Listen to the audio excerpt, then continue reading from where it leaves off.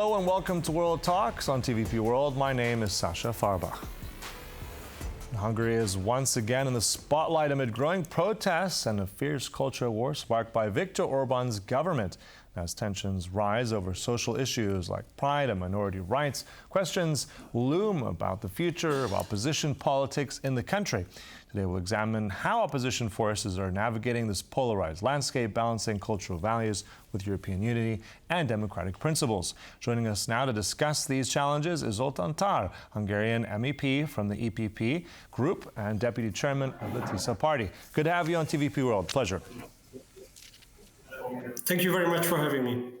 Zoltán, I want to begin with one of the recent polls. Where my question will be about who has gained from these last days, what impact has that had on politics.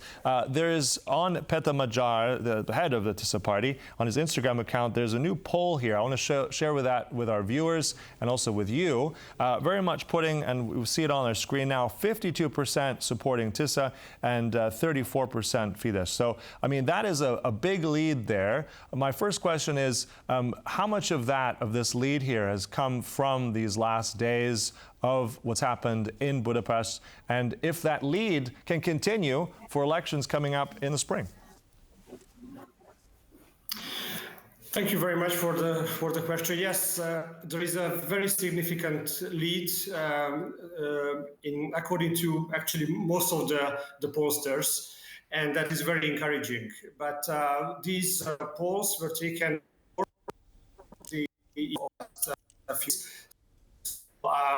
according to our knowledge, the 2 days result in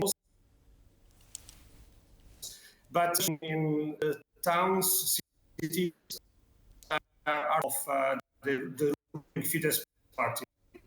A little bit behind are the smaller settlements, rural areas.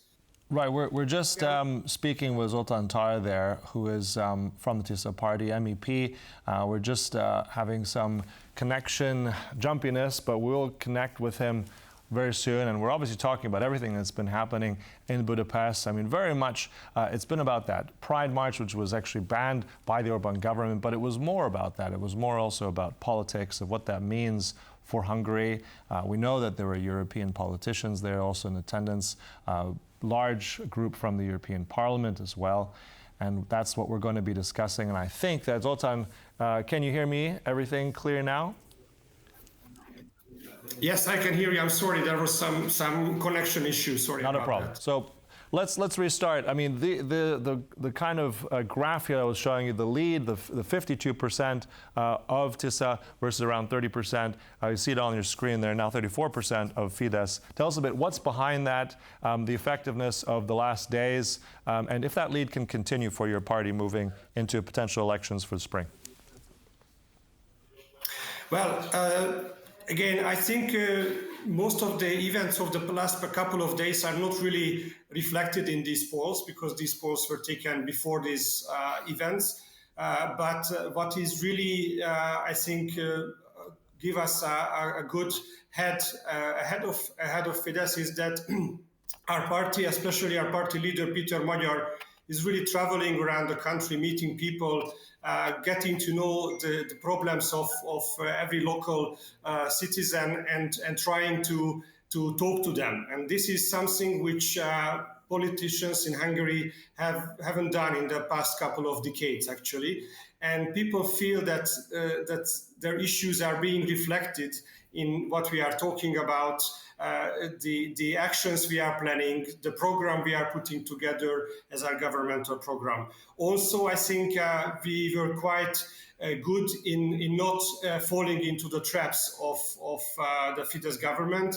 And if we keep this up, then we are very, very hopeful that it's not just the polls, but also the election where we will be ahead of Fidesz. Mm-hmm.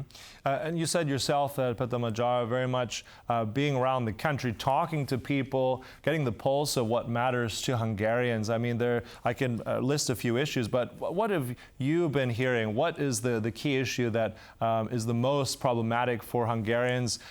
You said that these polls have not been affected the last few days. Maybe they're even going to be different now. But what are the key issues that matter right now to Hungarians at this point in time? Well, I think concerning the state services, it is healthcare what is the most affecting situation, where the people feel that the services provided by the states are really bad. Every one of us somehow gets into touch with healthcare, with the healthcare system. So this is really a big difficulty if we go to a hospital or a doctor. But concerning the events of the last couple of days, I also can tell you that people are generally upset about the state of freedom in Hungary. The freedom of media is being questioned for a long time, many years now. But the events of the last couple of days showed very clearly that people are not giving up if the government is trying to limit the freedom of assembly, for example, which the government is trying very hard. There is a stronger and stronger authoritarian presence of the government, while the state services are declining, and people do feel the discrepancy here and are becoming more and more brave to vocalize that. And that is very much what is behind our success, that we are really targeting the real issues of the people and not the issues the Fidesz political communication finds important or want to target. Mm-hmm. I also want to come back to, I mean, we're seeing some images of all these protests, and actually many of them were supposed to be banned, but that didn't stop the people going to the streets. So where do you assess this in terms of how Orban has lost here? Is this a play that he's somehow gained in some way? How do you assess here from those days how he is politically now affected by this and how your party's been affected by it? Well, the situation is that we clearly see that Orban's government lost control. They are not able to govern the country. They cannot solve even the most simple technical operational issue.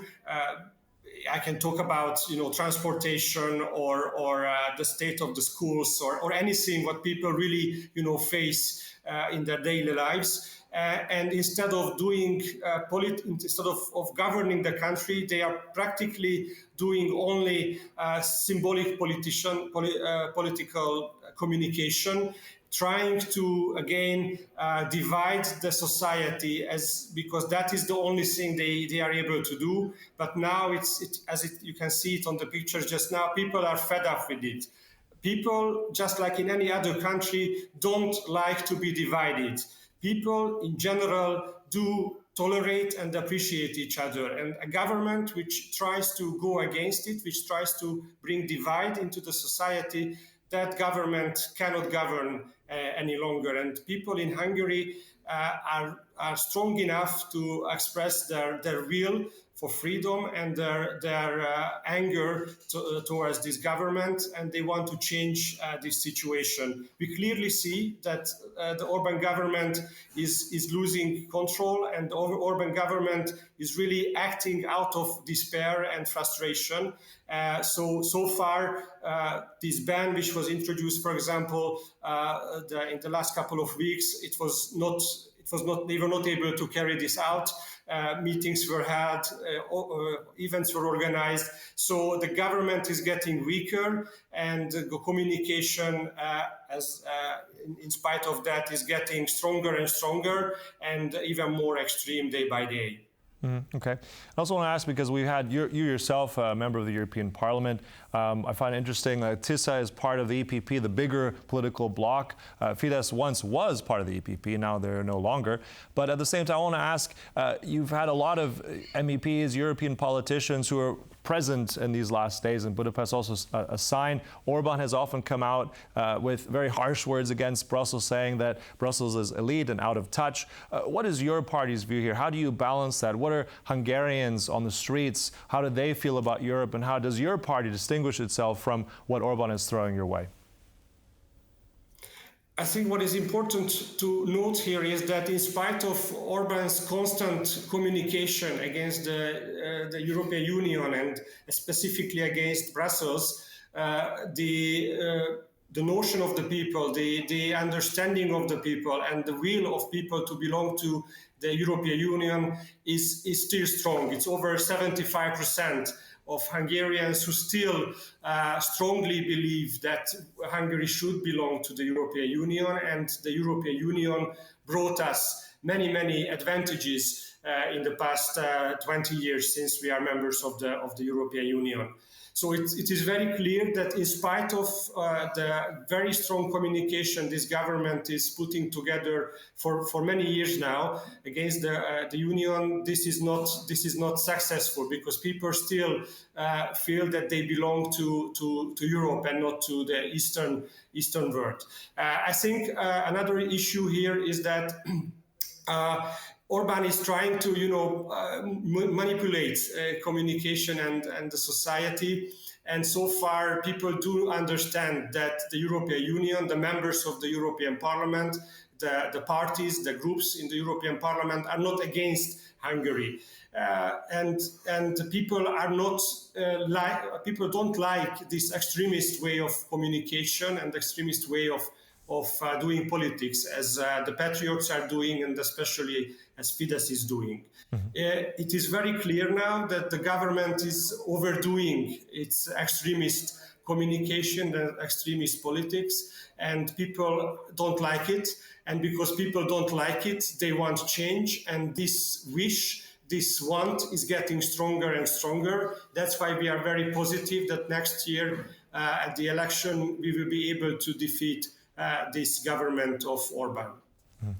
All right, and those will be very intriguing days indeed. I'll be covering that and see what political change looks like in those next few months. Look, always a pleasure speaking to you. Zoltán Tarr there, Hungarian MEP from the EPP Group, Deputy Chairman of TISZA Party. Thank you so much. Thank you very much for having me. And thank you for watching World Talks. My name is Sasha Fraba, but stay tuned right here. Much more coming up on TVP World. Goodbye.